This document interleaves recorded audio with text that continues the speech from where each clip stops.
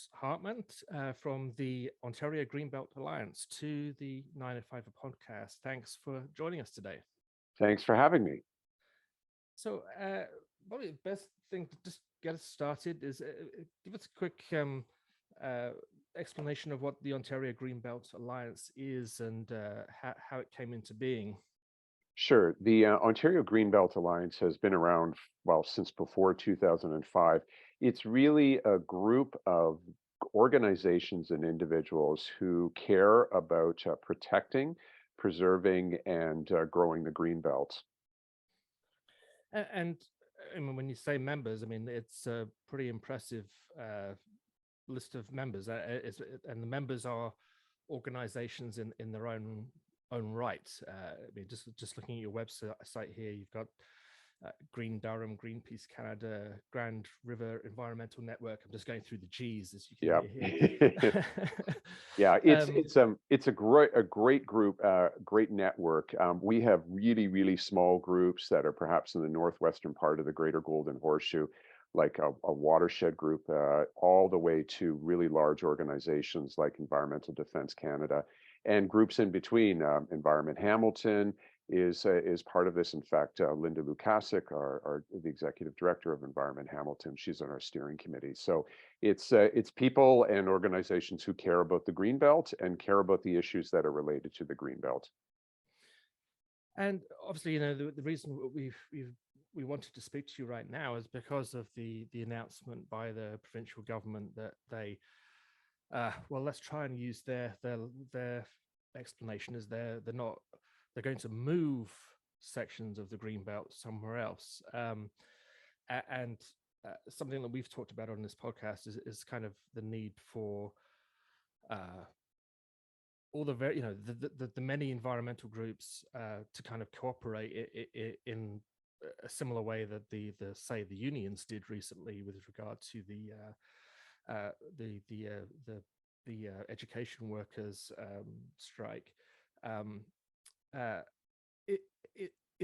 Do you feel that well, first of all, what was your reaction to the announcement from the provincial government? Sadness, disappointment, a bit of frustration, because it's completely unnecessary. The province announced their intention to take 7,400 acres of prime agricultural land and natural areas, watersheds, etc., out of the Greenbelt. And their justification is, well, we needed to build 50,000 units of housing. Well, they don't need it. There is more than enough land. There's more than enough land in existing cities and towns, with proper, taking spaces in neighborhoods across the Greater Golden Horseshoe, which are, not being used properly. Empty lots, main streets, getting rid of or replacing two-story buildings with European style 6, 7, 8-story buildings. There's more than enough room there. And then on top of that, sorry, just had a cough there. On top of that, there is already land that has been designated so-called greenfield, farmland and natural areas that has already been designated for development. And there's so-called white belt, and there's over 88,000 acres that's been set aside. So there's a huge amount of land that has been designated for development. So why would the province say, well, we're going to take these 7,400 acres out of the Greenbelt? And I mean, I've got an answer to the why, but it's not necessary, and the government is not telling the truth about why it's taking the land out. This has been a very contentious issue over the last number of years. We've had debates in Halton, in Peel, and definitely in Hamilton. Very recently in Hamilton, like actual municipal votes on whether to expand into the Greenbelt or to further expand development into these sensitive areas of the environment. And I wonder maybe if you can comment on that, there's been a very clear democratic voice from the people in these communities saying, we don't want to encroach on these lands. We want to avoid that as much as possible. Yet the province seems to be saying, we're going to ignore that decision by these elected bodies in favor of this move. Can you comment a bit on that from your perspective as a grassroots organization? Sure, absolutely. And and I should just preface all of these comments by saying I'm just speaking on my behalf, not on behalf of the Ontario Greenbelt Alliance. But I'm fairly confident most of the organizations that are part of the OGA would agree with this. I want to go back a step. First of all, I agree that it's being very undemocratic what the province is proposing, but I want to go back a step and just, get to the basics. We have a housing crisis. There's no doubt about that. There are not enough affordable homes out there on the market for people. And as importantly, there are not the proper choices of housing types of dwellings, right? Not everybody wants to live in suburbia. In fact, there is a lot of evidence that suggests younger people who are probably just beginning their working careers, and older people who are retiring, they want to live in existing communities where there's infrastructure, where there's transit, where they can walk to the local pharmacy, where they can walk to the doctor's office, etc. They don't want to live in suburbia or urban sprawl. And so the market is actually saying, people are saying, we want to live in built up urban areas. And that was reflected in what the city of Hamilton did back a few months ago when they were updating their official plan. And they, I don't know if it was a unanimous vote, but it was pretty damn close, saying we do not want to increase what's called our urban boundary, right? We don't want to bring new lands into the urban boundary. We want all of the new housing to be built in land that's already been designated. For the province to then turn around and say, A, we're going to ignore what the market is demanding, that more housing gets built in the urban core, and then B, we're going to ignore what municipal elected officials or governments have done, is a real slap in the face of democracy. And I think it's going to come back to haunt them. And you said a few minutes ago where you have an idea about why. What's the why? Is it just simply the developers are the people with the money and they're the people who donate to the PC party, or is there more to it than that? Well, I think it's part of the answer lies in what's happened in Waterloo region, which I know is a bit outside of your listenership. But in Waterloo region, a former city planner spoke to a regional council committee last week, and he presented some very interesting statistics. He noted that in the region of Waterloo, since 2006, almost 20,000 permits have been given to the development industry to build dwelling units, homes. And these are anything from single family homes to, multifamily homes to apartment buildings, etc. So since 2006, almost 20,000 permits have been given. However, only 1,700, or on average, about 9% of those permits have actually been used, have been built on. In other words, the development industry in Waterloo region had the opportunity to build 20,000 homes since 2006, but they've only built 9,000. So that to me is a clue about what's going on. And it's not about the reason that housing and homes aren't being built isn't because there isn't enough land. We know there's more than enough land, and it isn't because of municipal red tape or whatever. It's because this is what the development industry does. They have developed a business model that builds housing at a rate that maximizes their profits. And key to that business model is, or key to the whole development stuff is, are land speculators. These are businesses who buy land, usually from farmers or that are they don't pay a lot, and then some sort of zoning change happens, and as a result of that zoning change, the land value just dramatically increases. And we know from media accounts that there was a bunch of land that is in the Greenbelt that has now bought by developers or by land speculators. And by getting rid of the Greenbelt protection, that land will be zoned for housing and will be dramatically more valuable and will make a huge amount of money. So bottom line, by taking 7,400 acres out of the Greenbelt, the owners of that land make a huge, huge profit. And the question is, did those land developers or those land speculators donate to the Conservative Party? I don't know. Well, I'd actually just, yeah, I'll add in a point on top of that. I mean, I think that's an absolutely crucial point, and it's something that I've been aware of for years, and it's just becoming so much more blatant now. And I'm glad you mentioned it, because it's not something that generally comes up in these discussions of why the green belt needs to be protected. Yeah, first of all, I mean the city I'm most familiar with is basically Burlington, and I know that every single piece of land, downtown, non-downtown, whatever, that is available to be developed is already owned by developers, has been for, if not a decade, then decades, plural. And it's owned by major development companies, is owned by, like you say, land speculators. And in some cases, there are pieces of land that were zoned for, I think of one piece of land in particular, which was included in the recent announcement, that was zoned for commercial use.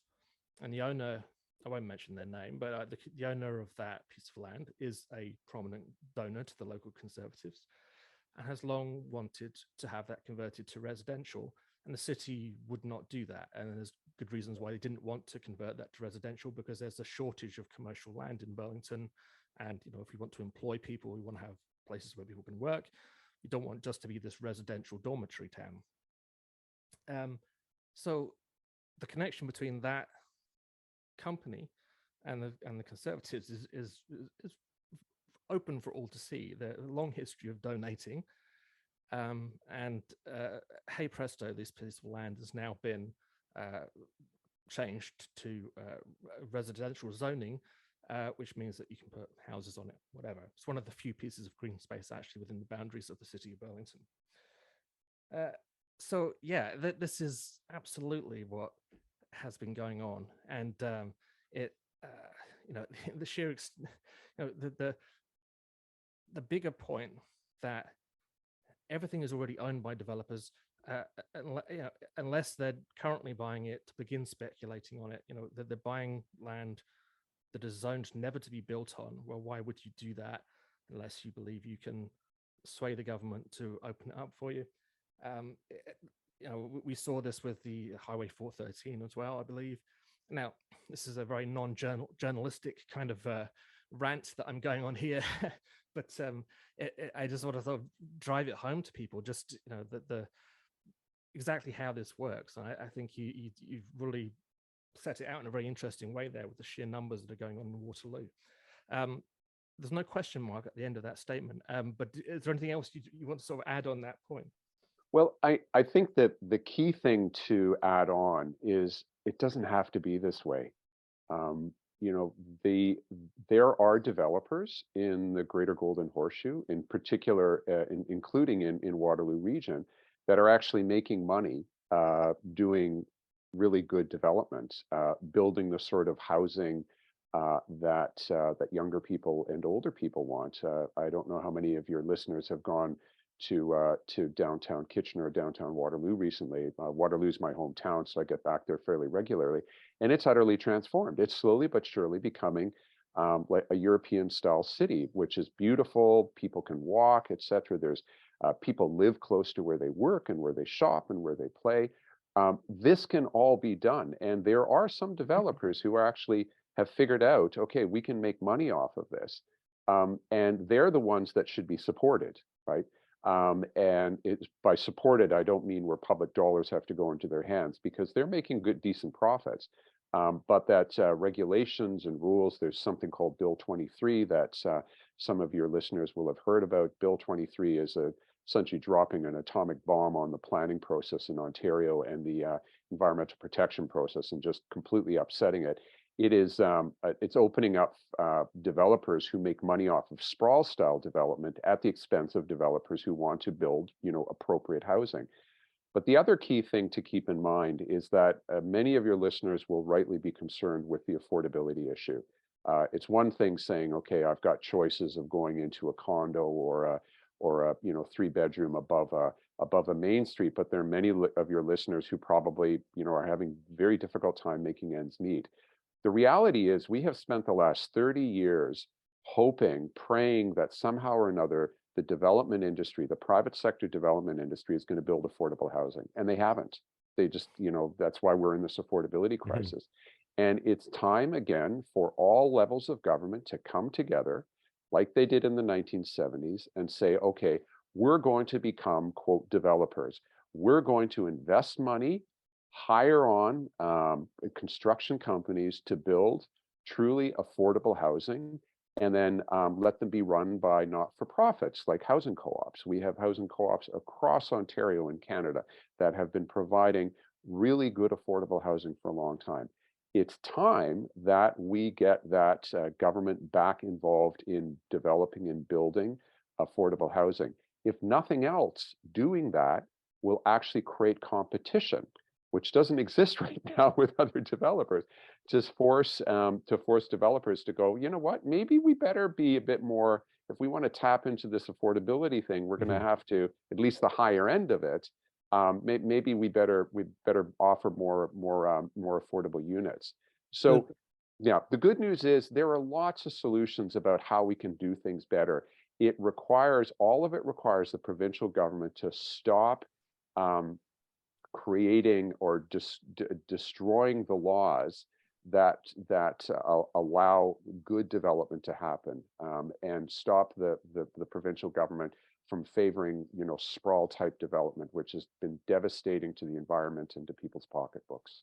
Well, like, on that note, the one thing that if you read into this issue of development in the housing crisis as it stands right now, it just seems that our options to buy new housing in this market-driven solution is, as I said in a previous podcast, like your McMansion cookie cutter homes, right? Like those gigantic homes that are gonna cost you $1 million, 1.5 or $2 million, or some tiny 1-bedroom condo in a 30-story tower.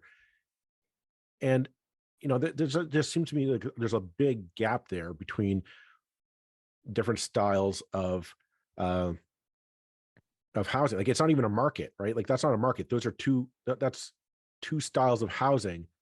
But what about the family in between, right? And it's just, I wonder if you could just give us some insight in terms of, like, why do you think that is? Like, we're talking about a market-driven solution to the housing crisis, yet the market doesn't seem to be providing a variety of solutions to meet customer demands. Not everybody wants to live in those two options of homes. Yeah. But before I touch that, Joel, about what in the planning community they call that the missing middle, I just wanted for all your listeners just to bring this back to the Greenbelt for just a moment. The reason this is also important is that we know that there's going to be more people moving into Ontario and Southern Ontario, and we need to find a place for them to live. And we need to protect the Greenbelt. We need to protect the local farmers who are growing our food and who we're going to rely on increasingly as we've got droughts in other parts of the world. And we need the Greenbelt because that's where natural areas are that provide incredibly important ecological services like carbon sequestration and flood mitigation. And as the climate crisis worsens, the Greenbelt will become increasingly important. So we don't want to develop on it. And that's why we're talking about this. The good news is building missing middle is not just good for the Greenbelt, it's also good for our lifestyles. This is where people want to live. And why isn't that missing middle being built? Again, it comes down to right now, we don't really have a true market when it comes to housing options. As you rightly point out, the developers that dominate the housing industry, they offer us, as you said, McMansions out in sprawl neighborhoods where you're forced to drive, where you're forced to have 2 cars, which makes that unaffordable, or you're stuck in a small a stamp-sized condo on the 40th floor. The developers who do want to build the 2, 3, 4-bedroom homes, people who want to build garden suites or laneway houses, so on and so forth, the province is doing them no favors by taking land out of the Greenbelt unnecessary and blowing up the planning process that Bill 23 does. If anything, those are making these more difficult. And what the province needs to do is make it easier for municipalities like Hamilton that was ready to go and do more infill, build more Paris-style main streets, etc. And frankly, the only way that's going to happen is if your listeners and if Ontarians, they have to call their MPPs and they have to have, say to them, and if the MPP happens to be a member of the government, progressive conservative, even better, and say, stop grabbing land, hands off the Greenbelt, and stop Bill 23 and instead focus on building affordable, diverse housing types in where people already live. And if enough Ontarians get that message to their elected officials, we've seen what Premier Ford does when the unions got together against his use of the notwithstanding clause. We can do the same thing if we get together and tell them to keep the hands off the Greenbelt and build affordable housing, good housing in places where we live. Is in terms of what the Ontario Greenbelt Alliance is doing, I mean, is that the only thing that we can do is write letters? Because I mean, having been on the other side of the equation to a certain degree, I know that letter writing campaigns to MPPs do work. I mean, they are important.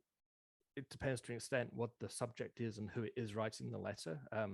Like if you're a voter who they think might vote for them, they'll read the letter much more carefully than if you're a voter they think already is not going to vote for them, if you follow my sort of drift. Absolutely. Yeah. Nevertheless, it is absolutely one of the most powerful things that you can do. But is there more? I mean, is there the kind of public level of action or demonstration that can really kind of grab headlines and make it clear to this government that this is not acceptable? There are a lot of things that people can do depending on how engaged they want to get. The Ontario Greenbelt Alliance website has kind of an action page. It includes a whole bunch of suggestions about what people can do to send a clear signal to the provincial government that the Greenbelt land grab is unacceptable. There are also other groups. There's a network called Yours to Protect. They're doing a whole bunch of actions this week and over the coming weeks. And people can go there. In fact, you just Google Greenbelt protection and lots of things will come up. But I think key to this, to be honest, is for all of your listeners who care about this, is yes, the number one thing is contact your MPP. The number two thing I would say is talk to your friends. Use your social media channels to talk about these things and to educate those or just to bring this up. One of the things that we have to do is we have to get more and more in the public to understand there are actual doable solutions, and the framing, the way in which the government and the development industry, or at least the sprawl loving development industry, or the development industry that makes money off of sprawl, we have to challenge their understanding, their diagnosis, and their solutions, because they're not working. They're not working for us. They're working for their shareholders, but they're not working for the rest of us. So we have to connect with as many people as we can and let them know there are better ways of doing it, ways that will solve a whole bunch of problems. And then the final thing is that municipalities, elected officials, new councillors, new mayors, they play an important role in all of this, because their actions, municipal governments have to kind of enact the zoning realities or the zoning. They're the ones that decide whether or not something gets built. Talk to your local councillors. Let them know you are against them. Ask them, what can you as a local council do to oppose more sprawl? And they will have answers. bottom line is our elected officials need to hear from us that we're against this. And the more of us that call and contact our elected officials, the more likely they're going to stop doing these bad things. On the talk of grassroots mobilization is something that, I mean, I in recent years, I have not seen the kind of grassroots mobilization I've seen in the recently against this provincial government. And I'm wondering, you know, you're on the grassroots, you're on the front line. You know, are you seeing a different attitude towards protest or towards political action at that level? You know, especially since we recently saw QP and the unions kind of take this government to task over the use of the notwithstanding clause. You know, how has that kind of framed your actions or your motivations going forward to preserve the Greenbelt, and getting your message across in light of, you know, right now there's again focus on the collapse of the healthcare system happening with this government. You know, how do you work within that cacophony of political action?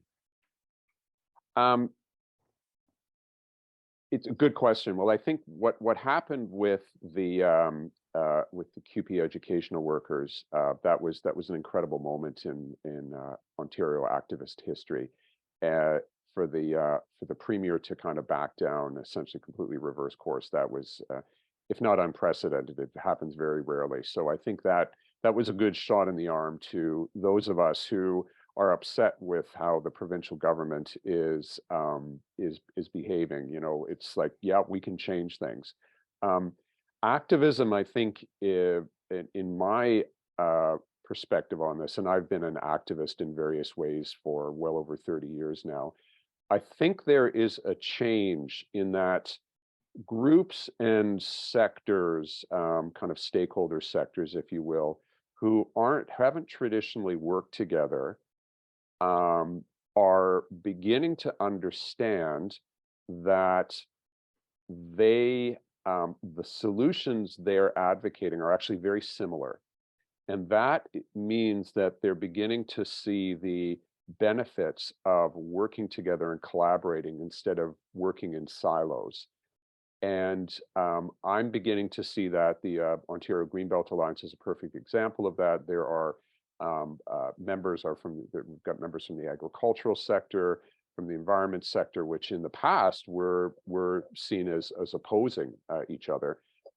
We now have very healthy, good working relationships with many stakeholders from the agricultural sector, because we all realize the importance of keeping agricultural land. That is happening also with on a broader scale. There are groups that are working together that have never worked together before. And I think that comes from just an acknowledgement that we're better together. We're more effective when we collaborate and we work together, especially if we focus on the same set of solutions. And the good news is that most of the solutions that we need to deal with the affordable housing crisis, the missing middle housing crisis, climate resilience, building healthier towns, reducing costs to the costs of living to people, they all have to do with how we design the places we live in.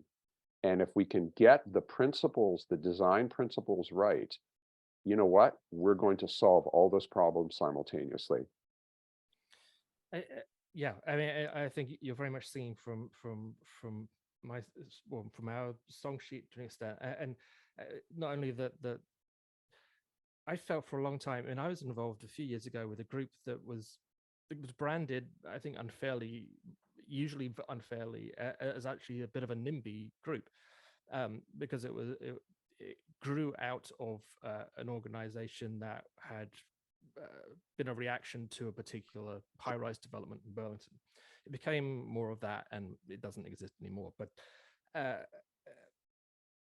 the thing I felt was that, you know, there was actually a lot of, ultimately it was about local democracy being respected, and it was about development being done right, whether that is being done right in not sprawling, being done right in that missing middle that we were talking about in the complete sort of absence of a missing middle in Ontario, basically, or in North America to a large extent, in how we build our cities. And so it's like, well, we got a lot of stick from people who were like, well, we can't sprawl, so therefore we have to go up.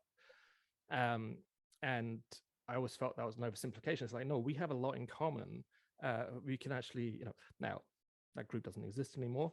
But the point, I think, is a really important one, that there are ways to sort of bring so many people together now. And, we really need to do it. And the other thing is the cities themselves need to come together. That the traditional way in which the provincial government works with municipalities is a kind of divide and rule approach. And that the municipalities fall for it every time. That they'll take a ministerial zoning order, they'll even ask for ministerial zoning orders, which undermine their authority if it means that they get something that they want. It's like, no, you have to stop doing this. You have to start sticking up together, and collectively you have a lot of power. And the one thing that we do know about Doug Ford is that he will back down when put under pressure. We saw that with QP. We saw it with plans for amalgamation back in 2019. So it's, this is a premier who will, put it most charitably, who will listen to opposition when it's vocal enough. Again, another statement without a question mark. Sure, but I will. I think you said something important that I just want to briefly comment on. I think we have to acknowledge there are people who live within, our towns and cities, who, and I would say mostly they're people who live in single-family homes and who live in neighborhoods with predominantly single-family homes, who are opposed to almost any type of development. And part of it, I get it. We're creatures of habit. We don't like change. That's generally how human beings work. And there's a lot of fear and misunderstanding by this group of people when someone comes in and says, "Hey, we want to build some missing middle stuff." It's like, no. It's not a good idea. And I think we need to acknowledge that exists, and we need to figure out, well, how are we going to demystify and undo that, or allow those people to say, you know what, change is actually going to help you. And I think there are ways of doing that. And again, I know in Waterloo region, they were really, really good at transforming NIMBYs into YIMBYs, not in my backyard into yes in my backyard. And so we have to work with those people, but we have to do it in a way that says, you know what, you don't get to throw a wrench in developing missing middle. But at the same time, we're going to acknowledge your concerns, and we're going to give you an opportunity to engage, to have input, but we're going to build this stuff because we need to. This is where it needs to go. But that comes back to local democracy. It comes back to engagement. We have to talk to each other, and we have to find the principles and the values we all agree to, and then figure out a way forward. That has to happen. It cannot be imposed, nor should the province impose, the current laws, proposed laws, Bill 20 through grabbing land from the Greenbelt. That's the other extreme that doesn't work. We have to find a middle ground where we can collectively work together to build better communities. You know what? I think let's leave it at that for the final word on this episode. Thank you very much, Franz, for taking your time to join us today to talk about this ongoing issue. And we look forward to seeing what you and the Greenbelt Alliance do next. Thank you very much for having me.